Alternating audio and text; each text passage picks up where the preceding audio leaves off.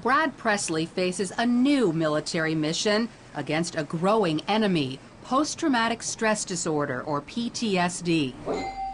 Presley took on the task of counseling his fellow soldiers because he knows the enemy very well. He suffered from PTSD after several men in his unit died in battle. Human instinct is, thank God it wasn't me. And then immediately the guilt hits you because, yeah, it wasn't you, but maybe it should have been. 20% of returning troops are diagnosed with PTSD, but less than half actually get help for it.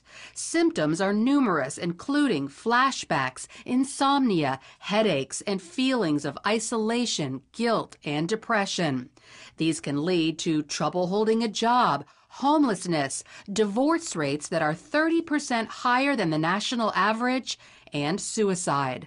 I was in the room alone, pulled the gun out, sat there and looked at it in my lap, considered it, and I really believe that the only thing that kept me was my wife coming back home. PTSD is on the rise because of unprecedented strain on our troops. Our military has been at war for almost a decade. Since 9/11, deployments are longer and more often, with high percentages of soldiers involved in actual combat, not desk jobs. Survival rates are actually higher due to advances in battlefield medicine.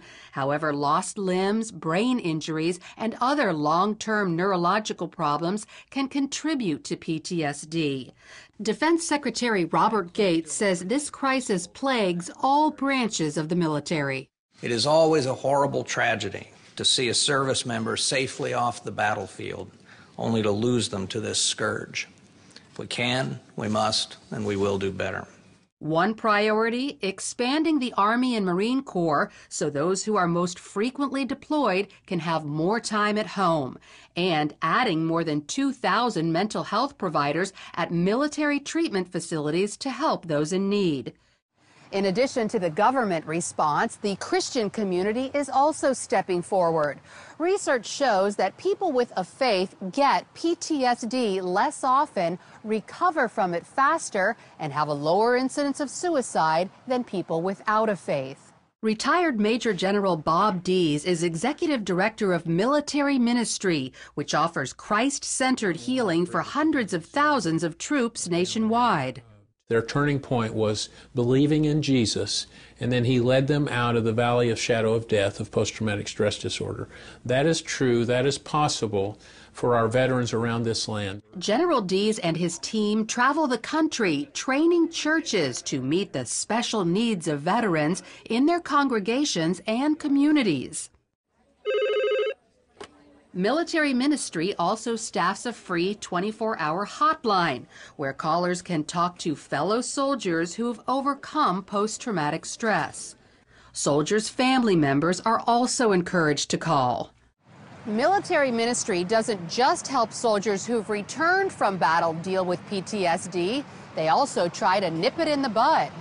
Each year, 450,000 new recruits go through boot camp across the country. We, with our staff, will literally, in concert with chaplains, be able to touch about 200,000 of these and give them what we call spiritual journey for a lifetime. Help them understand about the person of Jesus, help them understand about spiritual fitness. And we would never send a soldier into combat without a helmet or a weapon. Well, we should never send one into combat without the Word of God, without the helmet of salvation, the sword of the Spirit, the shoes of the gospel. From new recruits to battle-hardened veterans, Military Ministry prays for them by name every day just for the asking. Brad Presley knows firsthand the value of military ministry. Now he's giving back. The very first question is, where was God? So we show them that God was there all the time. War and the carnage of war is not of God, it's of man. It's of the sinful nature of man. God is right there going through it with you. And he knows what you're going through. And there is hope in that. Lori Johnson, CBN News.